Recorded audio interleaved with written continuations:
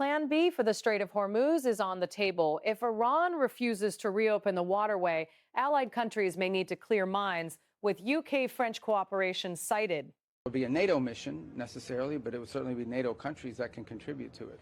Secretary, asks of Canada or of European partners with regard to reopening the strait today? Anything that they can? No concrete ask today. I mean, that's not what the purpose of this meeting was. But I raised the point I just made a second ago, and that is that at some point, ideally they open the straits.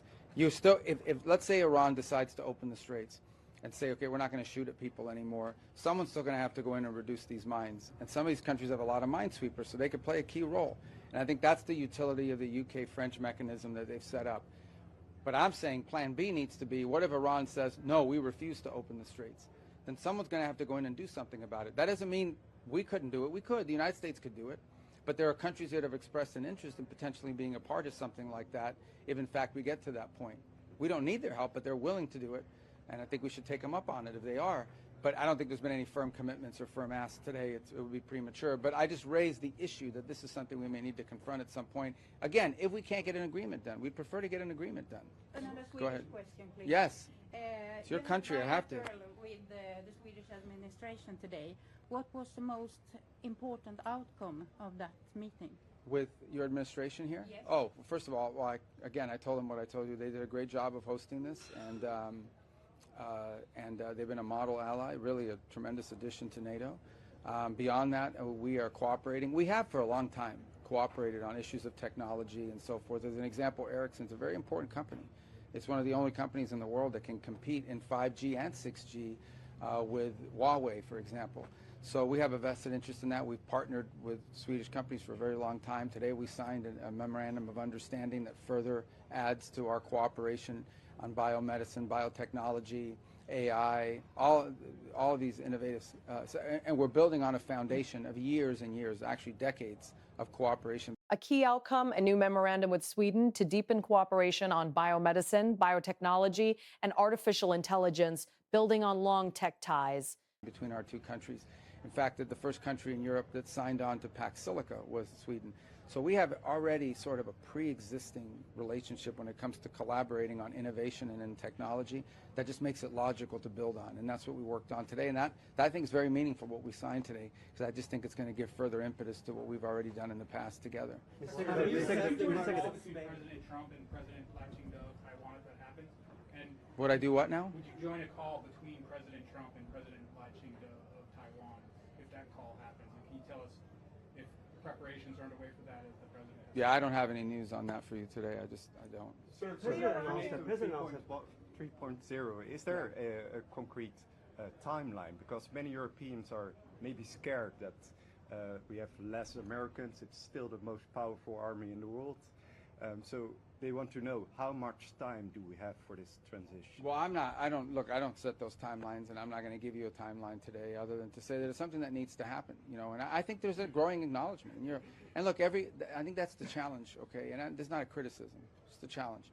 Even though this is a coalition in terms of NATO, and even the EU is still a collection of individual states who all have different politics and all have different budgets and all have different political considerations. And understanding some of these countries have done a lot already and are doing, well ahead of schedule, and others not as much, and for a variety of reasons.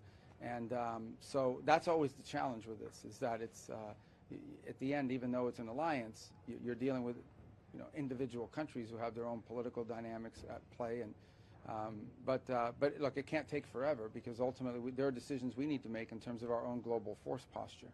Can you talk about the role of Qatar in terms of negotiating an end to the Iran war? There's some reporting today that a Qatari delegation negotiating team is in Tehran coordinating with the U.S. on trying to bring the war to an end. Well, the primary interlocutor on this has been Pakistan. Diplomacy on Iran is being channeled chiefly through Pakistan, which remains the primary interlocutor as high-level contacts and possible travel are coordinated. And it continues to be, and they've done I think an admirable job, and that's who we continue to work through. Obviously, other countries, have interests, because especially Gulf countries that are, in the middle of all this, may have their own situation going on. We talk to all of them, but I would just say that the primary country we've been working with on all of this is Pakistan, and that remains the case. And it's my understanding he was supposed to go yesterday, but it could be as early as today, that Field Marshal Munir could be traveling there very, very soon. And we're in constant communication with him at the highest levels of our government, are constantly talking to him. The president announced that. Do you think that? Sorry, sir. Do you think that the administration has to respect the 76,000 thresholds troops deployment, U.S. troops deployment in Europe, or set by Congress, or do you think you can go below that? Below the 76,000 troops. Are you asking me a legal question, like of our laws, or no? We need to. The United States has global military commitments. We've made commitments to South Korea, to Japan, to other places as well. We're constantly reevaluating the threat matrix in the world. Where could a conflict emerge? Are we properly postured, and so forth? And so this is always the work. Every Department of War, every Pentagon, over every administration has constantly had to reevaluate these things.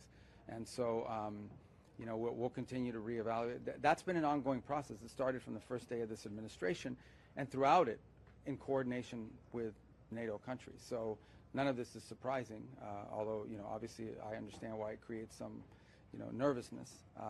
But I think there's a broad recognition that there are going to be eventually less U.S. troops in Europe than there has historically been, for a variety of reasons. In fact, there was a surge after for example, the movement of troops from Germany that was announced a week ago. The Germans didn't freak out about it because they knew it just took us back to the 2022 numbers, and it was, I think, a reduction of less than 11 or 12% of our total presence there.